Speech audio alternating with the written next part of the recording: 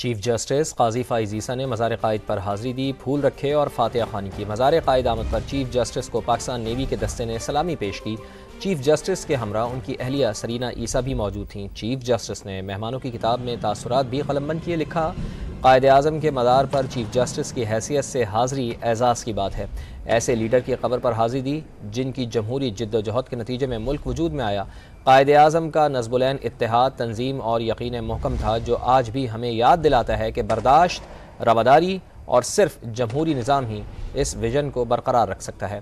قائد اعظم کی ہمشیرہ ان کے ساتھ ہمیشہ رہیں۔ اس مثال کو مد نظر رکھتے ہوئے میری اہلیہ سرینا عیسیٰ بھی قائد اعظم کو خراج عقیدت پیش کرنے کے لیے آج میرے ساتھ موجود ہیں۔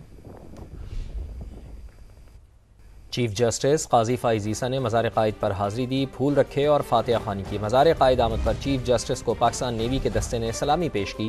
چیف جسٹس کے ہمراہ ان کی اہلیہ سرینا عیسیٰ بھی موجود تھیں۔ چیف جسٹس نے مہمانوں کی کتاب میں تاثرات بھی قلم بند کیے، لکھا: قائد اعظم کے مزار پر چیف جسٹس کی حیثیت سے حاضری اعزاز کی بات ہے۔ ایسے لیڈر کی قبر پر حاضری دی جن کی جمہوری جد و جہد کے نتیجے میں ملک وجود میں آیا۔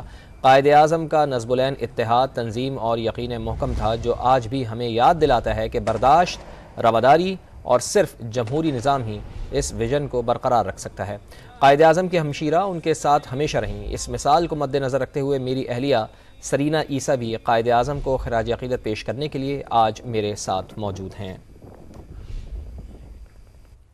چیف جسٹس قاضی فائز عیسیٰ نے مزار قائد پر حاضری دی، پھول رکھے اور فاتحہ خوانی کی۔ مزار قائد آمد پر چیف جسٹس کو پاکستان نیوی کے دستے نے سلامی پیش کی۔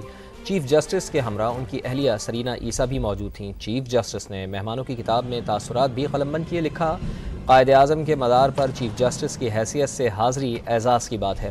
ایسے لیڈر کی قبر پر حاضری دی جن کی جمہوری جد و جہد کے نتیجے میں ملک وجود میں آیا۔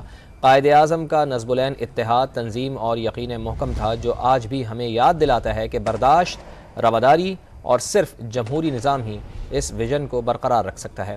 قائد اعظم کی ہمشیرہ ان کے ساتھ ہمیشہ رہیں۔ اس مثال کو مد نظر رکھتے ہوئے میری اہلیہ سرینا عیسیٰ بھی قائد اعظم کو خراج عقیدت پیش کرنے کے لیے آج میرے ساتھ موجود ہیں۔